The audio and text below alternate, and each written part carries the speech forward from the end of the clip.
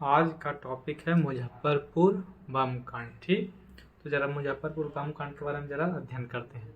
तो मुजफ्फरपुर बम कांड का जो है ना पृष्ठभूमि कब रखाता है, तो इसका पृष्ठभूमि रखाता है बंगाल विभाजन के समय। कब रखाता है? बंगाल विभाजन के समय रखाता है। क्यों रखाता है? क्योंकि बंगाल विभाजन करने का एक खास मकसद था कि जितना भी क्रांतिकारी लोग थे वो सब कहाँ थे? बंगाल में ही थे। तो उसी से तंग आकर के लॉर्ड कर्जन ने 1905 में क्या करता? बंगाल का विभाजन करता है। उस विभाजन से वहाँ के जो भी क्रांतिकारी जो नेता लोग जो लोग थे वह सब अंग्रेजों से क्या होते हैं? चिढ़ जाते हैं और उनसे बदला लेने के लिए स्वदेशी और बहिष्कार का अभियान भी चलाते हैं, परंतु वो सक्सेसफुल नहीं होता है। फिर आगे चल करके 1908 में क्या होता है इसी के बारे में हम सब क्या करेंगे, इस चैप्टर में पढ़ेंगे। ठीक, तो बंगाल विभाजन इसका क्या होता है? पृष्ठभूमि होता है। काहे होता है? क्योंकि बंगाल विभाजन करने के बाद जो भी क्रांतिकारी लोग थे वो सबको क्या कर दिया जाता था? दमन कर दिया गया, मतलब उस सबको दबा दिया गया, मतलब उसको किसी न किसी मुकदमा में के तहत क्या किया गया, या फिर उसको फांसी दे दिया गया या फिर उसको जेल में डाल दिया गया। तो वो सब क्रांतिकारी क्या किए? उन सब में क्या था? बदले का भावना था अंग्रेजों के प्रति। तो उसी में एक अधिकारी थे जो सबसे ज्यादा इन लोगों का दमन किए थे। उस अधिकारी का नाम था, जो कोलकाता के अधिकारी थे। कहाँ का अधिकारी थे? कोलकाता का। कोलकाता में एक अधिकारी थे। क्या थे? एक अधिकारी थे जिसका नाम था क्या? किंग्सफोर्ड। क्या नाम था? किंग्सफोर्ड। ठीक है। ये बहुत ही क्या किए थे? क्रांतिकारियों को बहुत ज़्यादा दमन किए थे।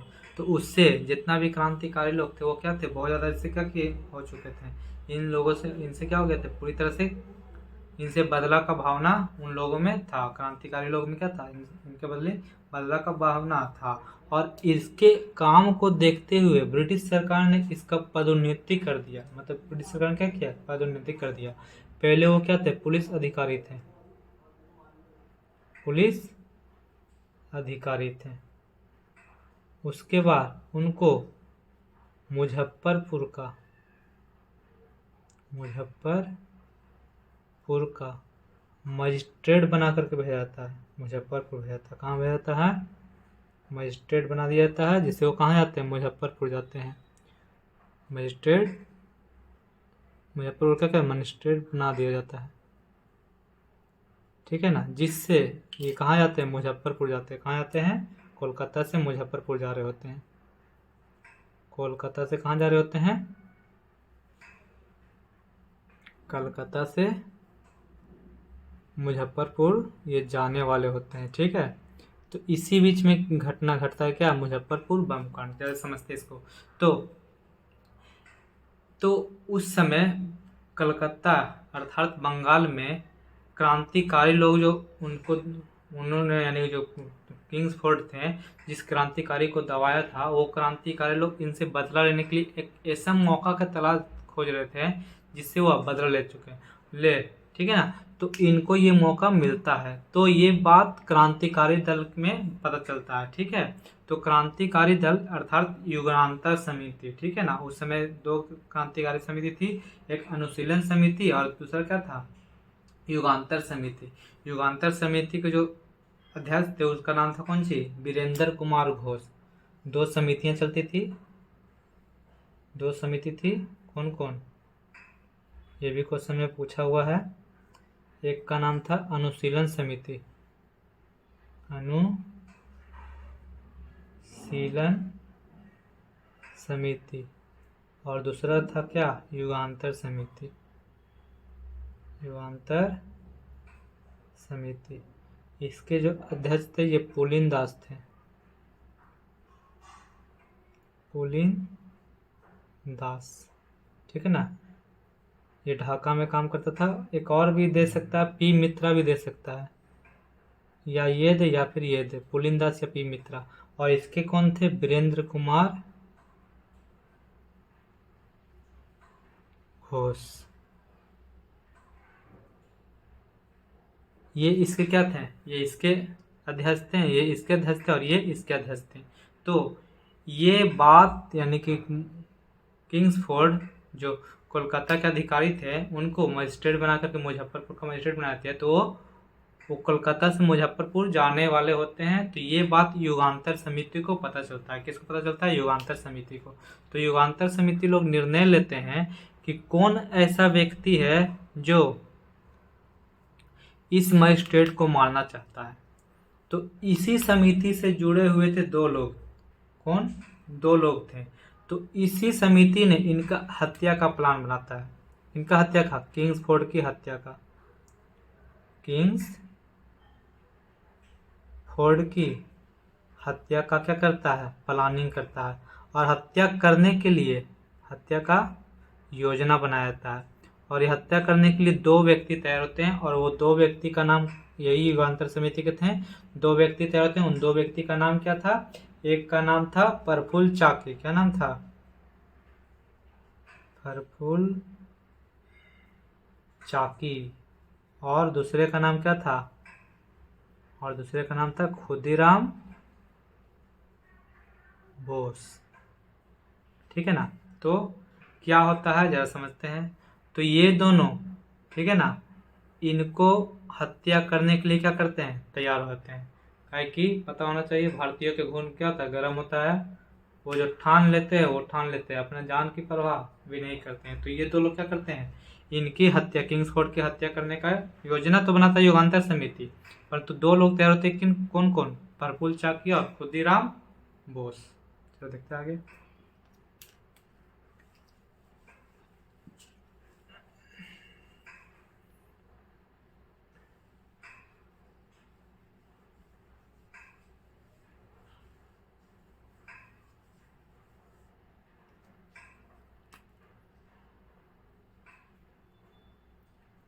तो प्रफुल्ल चाकी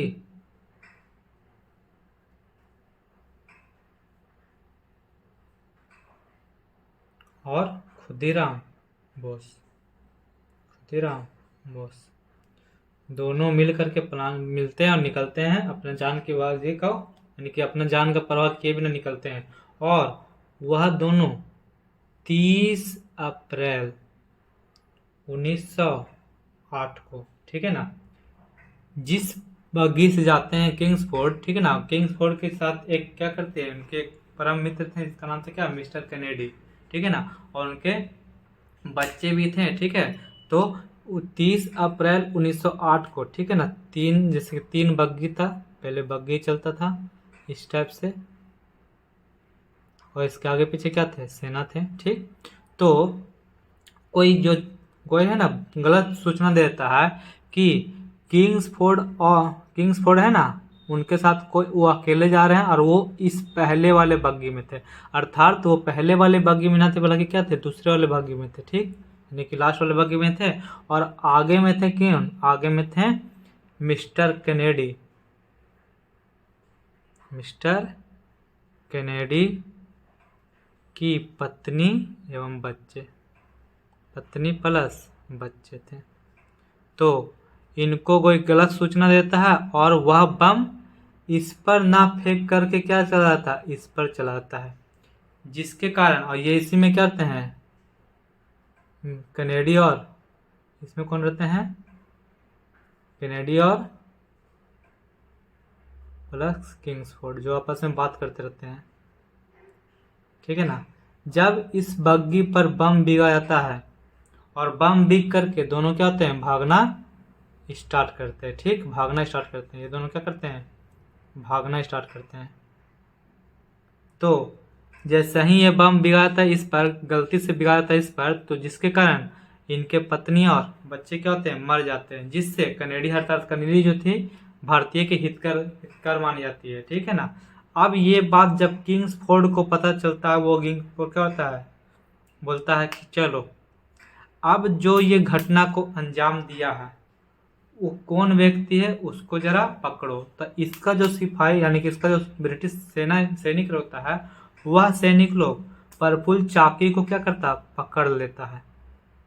प्रफुल्ल चाव क्या करता है, पकड़ लेता है इसको, चारों तरफ से क्या क्या कर लेता है, इसका सैनिक लोग क्या करता है, घेर लेता है। ठीक है, और सैनिक लोग घेर लेता है, और वह जब बताता है कि प्रफुल्ल चाकी किंग्सफोर्ड बोलता है कि तुमको मिस्टर केनेडी की पत्नी और बच्चों से क्या दुश्मनी था, तो बोलता है, वो मन में सोचता है कि हम तो आपको मारना था, यानी कि वो बहुत ही क्या होता है, आत्मग्लानि महसूस करता है, यानी कि इतना आत्मग्लानि महसूस करता है ना ये, कि हम जो सोचते थे कि आपको मारना, यानी कि मन में सोचता है कि हम किंग आपको मारना चाहते हैं, परंतु ये बम गलती से किस पर चला गया, उस बग्घी पर चला गया, इसके कारण हमारे जो हित में सोची थी कनेडी की पत्नी और बच्ची वो मर जाती है। उस आत्मग्लानि के कारण ये खुद को क्या मार लेते हैं, गोली मार लेते हैं, यानी कि खुद को क्या मार लेते हैं, ये खुद को गोली मार लेते हैं। बहुत ज़्यादा इनको आत्मग्लानि होता है कि देखो हमसे एक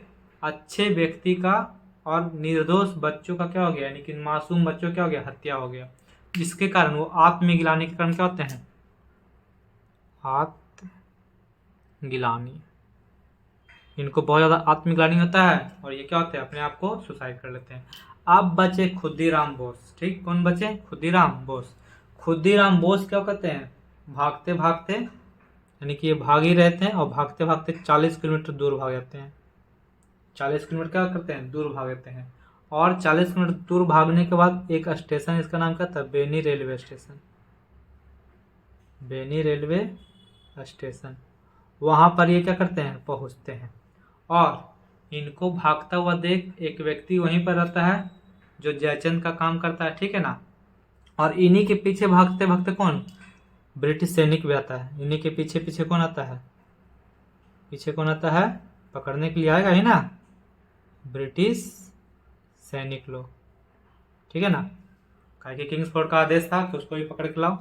तो बेनी रेलवे स्टेशन पे एक आदमी होता है जो रेडियो पर क्या करता है, समाचार सुनते रहता है। तो जब बेनी रेलवे स्टेशन पे खुदीराम बोस पहुंचते हैं तो सोचते हैं कि चलो किंग्सफोर्ड मर गया है तो इसका न्यूज़ श्योरली कहाँ पे आएगा, रेडियो पे आएगा। और वो रेडियो सुनने के लिए तैयार ही होते हैं कि वह जो व्यक्ति जिसका रेडियो था वह देखता है ये थक क्यों रहा है, यानी कि दौड़ेगा तो कोई भी व्यक्ति हफ्ते हुए आएगा, तो ये हप क्यों रहा है ये देखता है, गौर करता है। और उसी समय क्या होता है, ब्रिटिश सैनिक आ जाते हैं, और ये जो खुदीराम बोस थे वो आराम से सोचते कि हमको तो कोई देख नहीं रहा, परंतु ये जो व्यक्ति था वह व्यक्ति इसको बताता है, कौन, ब्रिटिश सैनिक को बताता है कि ये व्यक्ति अभी दौड़ते दौड़ते आया, आप इसका पीछा कर रहे थे ना, हाँ, तो बोलता हाँ हम इसी का पीछा कर रहे थे। और खुदीराम बोस को क्या कह देता है, खुदीराम बोस को भी क्या कह देता है, सैनिक लोग पकड़ लेते हैं। क्या करते हैं, सैनिक लोग पकड़ लेते हैं और किंग्सफोर्ड के सामने क्या करता है, बुलाया जाता है।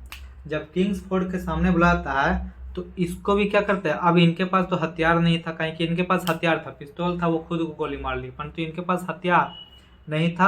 अंततः इनको फांसी की सजा सुनाया जाता है, और जैसा कि इतिहास में बताया जाता है कि सबसे पहले फांसी चढ़ने वाले जो व्यक्ति थे वो यही व्यक्ति थे, खुदीराम बोस। और इनको फांसी की सजा कब होता है, इनको फांसी की सजा होता है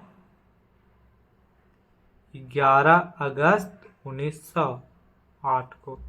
ये इनका फांसी मुजफ्फरपुर के जेल में ही रख दिया था। ठीक है ना, मुजफ्फरपुर के जेल में क्या होता है, इनको फांसी दे दिया जाता है। मुजफ्फरपुर